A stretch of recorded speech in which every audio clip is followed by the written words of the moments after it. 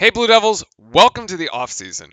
We're looking to keep the Duke content rolling here on the show throughout the summer months, right up to the Champions Classic against Kansas to start the new season next fall. In our first offseason show, we're going to start by sharing our thoughts on this past season as a whole, and make sure to post yours in the comments below the video, and I'll be reading through and responding to each one.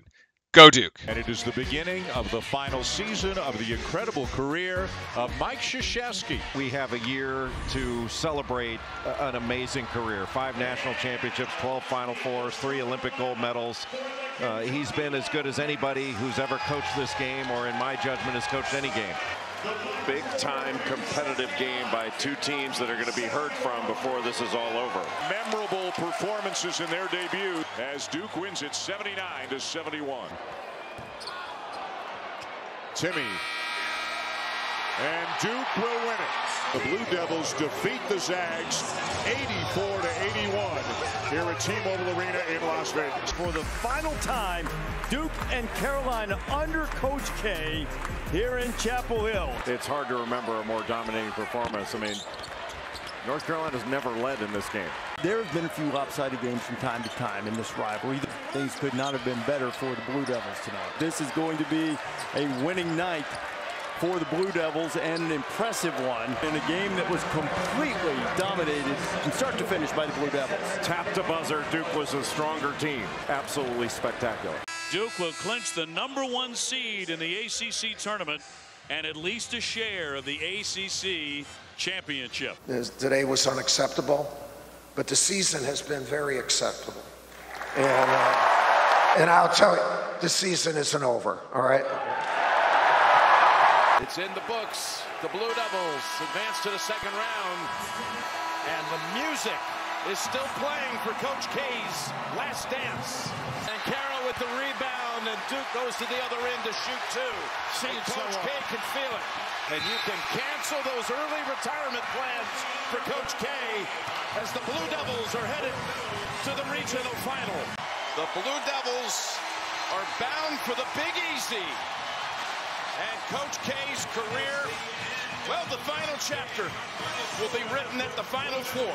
What is up, Blue Devil Nation? Hello. It's been a little over, a month now since the end of the season, right? Yep. A Final Four, a loss in the Final Four to UNC. Unfortunate. And I think a lot of us were kind of wondering, at this, what do we think about this? How do we sum up the season? How do we put this into just a little nutshell here? I remember texting both of you the day after the UNC loss, and my emotions were just in the absolute toilet. And it was so hard to come around from the game. And I think it was because the national title game hadn't happened yet. And then it happened, and thank goodness Kansas won, because it keeps the rivalry alive, because UNC couldn't close the deal. Yeah, they might have beaten us. They didn't seal the deal. They didn't win at all. So yeah, sure, you can hang your hat on a win over Duke, but you didn't win the title. So that's, in the end, as Duke fans, we know that's what matters. Winning titles matters. But there were so many positives from this season. Yes, the negative was probably one of the worst negatives we've ever had. But man, I just really liked this team. They were so much fun. It was so cool to watch them play. They gelled so well together. They played for each other. They played for Coach. I think, yes, we lost UNC, whatever, but this is probably one of my favorite teams that I got to watch. Yeah, I would say, what I felt and had to process, and I think it was a sentiment that I got from a lot of other people. You're rapidly texting at all times when events are unfolding. It was legitimately went through the same and processed the same emotions that you get when you experience a loss of a friend or relative. You went through all the stages, denial, anger, depression, grief, and then I guess now we've gone to the acceptance stage, and now we're on the looking, on the fondly back stage, and realizing that it was all about, the time that you had with him and the good things and stuff like that. But yeah, it was crazy. I was like, this is unbelievable. This is how I felt when I've had like grandparents pass away. Not to say that it was that serious, but like it was weird. Like I actually went through that process, and like Justin's right. There was that period between the like Duke loss and that like national. It was just like you just, I don't know, like I didn't really do anything during that period. It was just like in between. So at least like, thank God USC lost. It did give them like some like, okay, we're okay. This is fine. And then like, so ease into like, this transition and trying to recognize, what that's gonna be, and start talking to yourself like, like we're about to get into like what things are going to be like. But at the same time being sad of, that an era is over. So it was kind of in this limbo zone to both process, like looking forward to the future, but like sad about that the past is over, but like proud of what the past is. And just kind of being in that weird limbo zone for a while was weird to process. But also like, the whole season was interesting. There were clearly highs and lows. There were some weird losses, but also, yeah, as just pointed out, it was kind of, sometimes you just enjoyed watching these guys play. And seeing certain players have the development they had over seasons, and seeing where they started, where they end up. It's just, I mean, there's a lot to look back on and be proud of. I agree. This was a rather interesting Duke team from the perspective, I think, for the first time since the Zion RJ one, which we all thought like that was probably the best shot at winning that never happened. But the way that this one ended, you went into the Final Four. Well, once you get to the Final Four, and really anybody has a shot, but you're just like, wow, they might actually do it. Like this is when you're talking about the highs and lows, right? This is the first time Duke has won the ACC regular season since 04-05. Eric, that's before we got to undergrad. Like, yeah, that's insane, yeah. Right? Yeah. And then that final game against Carolina, we turned the ball over 3 times. Wow. It's a 3 turnover game, and we lost, right? Like they played at such a high level, and it just didn't work out. You end up with the crazy comebacks against Michigan State and Texas Tech. You beat the top 2 defenses in the country in Texas Tech and Arkansas, which essentially was the best defense left at the time within the tournament. But then, like, yeah, you had these crazy lows. Like, you lost the game against Miami at home. You lost the game, the Florida State, by a point in overtime, right? The 5-point loss to OSU, the 2-point loss to Miami, a 1-point loss to UVA, also at home.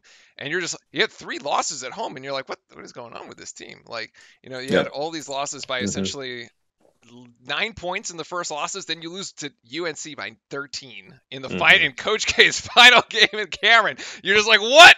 Like, and then the ACC tournament, you get blown out by Virginia Tech, and all of a sudden, we're going into this NCAA tournament. We're in panic mode. Like, oh my, yeah. Like all of Duke Nation is just like, wait a second, like just panic button, just hit it. Like, we can't play defense. Like, the team is unraveled.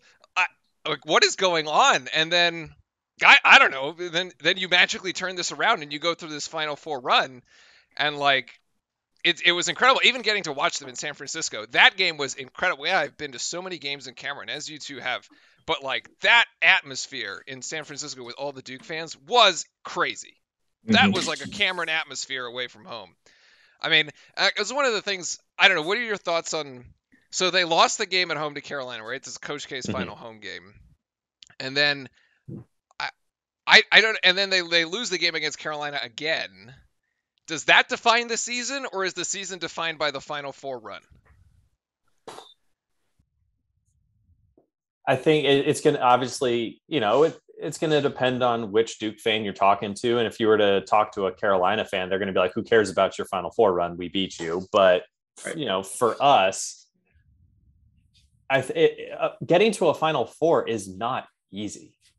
Yeah. Like, let's just be real. I understand on Twitter and on Facebook groups that I'm a part of, like all the giant Duke fan Facebook groups where everybody, moans about like, oh, we should be winning it every year. We should be getting to this every year because we're so talented.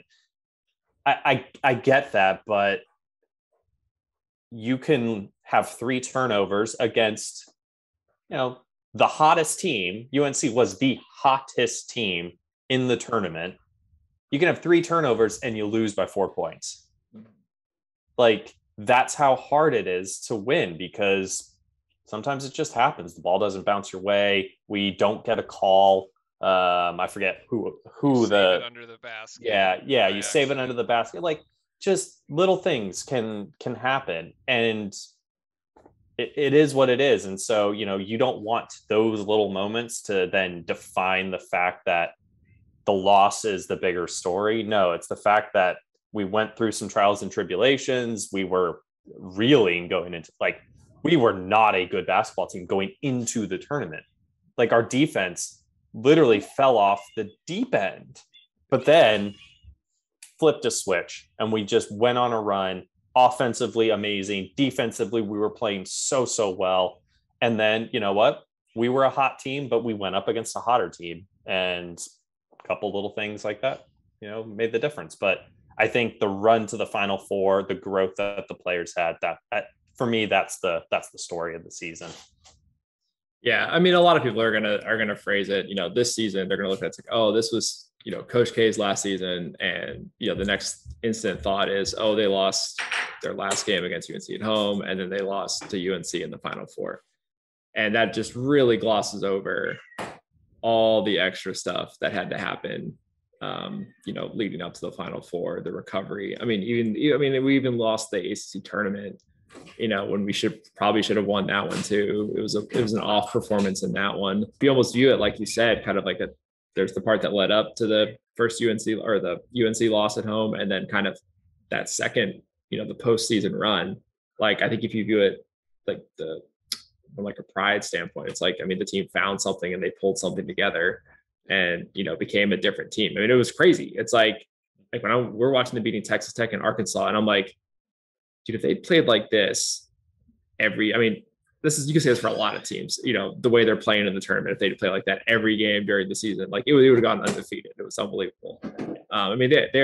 You just seeing people come out of the woodwork and step up and just play a different type of basketball. They finally just put it all together.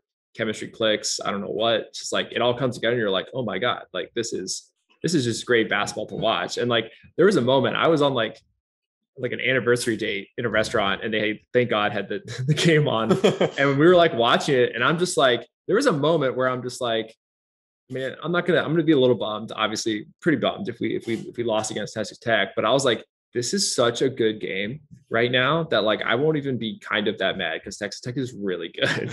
But like, I didn't want to lose and then have Carolina kind of get another break, but yeah, I mean, it was just down the stretch. I mean, there were just games like, this is just amazing Duke basketball to watch.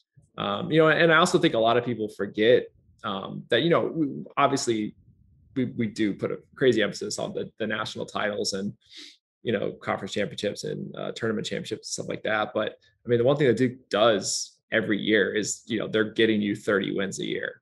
And especially when you're talking about, hey, if you're buying a ticket, I will say this season might be a little bit of more of an outlier than usual. Mm-hmm. Justin, you can get into the stats on that, but the cool guarantee, almost like the usual guarantee, has been that, hey, if you do get you buy a ticket and go to a game in Cameron, like you're going to get a fun, you're going to see your team play. You're going to feel good because it's probably going to be a win, and like it's a good fan game experience, and it's like you can count on that because it's always 30 wins a year. Like that's been a pretty consistent forever at Duke, and then like and then you think about colleges that don't get that, like when you're looking at those seeds, and it's like, there's plenty of schools that like ebb and flow between like 20 and 29 wins a year. And it's like, what's it going to be like this year? And we're always getting 30 wins. Yeah, 32-7, the end result here for the season. One thing we did want to include at the end of each of these episodes are shout outs to other teams who are doing really, really cool stuff across Duke. So Justin, women's tennis. Oh yeah, hold on. They played, let me just check. So as of the recording of this, they differ. Still going on. Our women's tennis, they won the ACC title. Yes. I think they beat North Carolina in the championship game. Or championship match, or whatever it is for tennis, and currently are in the round of 16. They're either playing Wake Forest or Georgia in the round of 16 in the NCAA tournament, which is just awesome. Good for them. So men's tennis made it to the second round of the NCAA tournament and then were eliminated. Oh, okay. But they still second round. Still good. Hey, second round. They were second round. Yeah. And then on an individual note, different sport, Duke fencing. Yeah. Duke fencing. Okay. They finished 10th as a team nationally. Awesome. But junior Terrence Lee, silver medal, which is basically second place. Runner-up, whatever, nationally for the saber event. Show the fans. It's the bigger, thicker sword versus the epee, right? Which is the wiry one. Oh, okay. Okay. So it's actually like you're fighting a medieval duel. Yeah, it's a bigger blade. Okay. Oh, well then. All right. Okay. Well, the more you know. There we go. All right. Terrence, congratulations. We're going to wrap it up. That's going to be it for our first episode here. Until then, go Duke. Go Duke.